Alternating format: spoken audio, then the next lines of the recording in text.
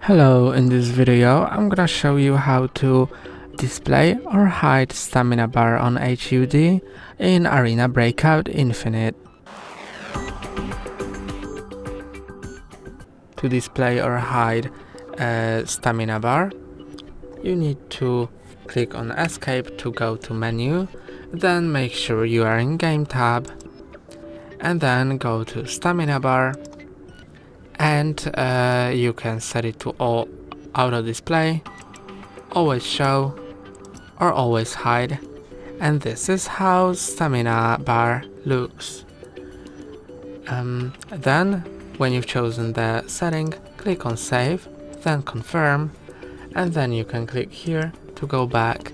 That's all for today. Don't forget to like and subscribe. See you next time.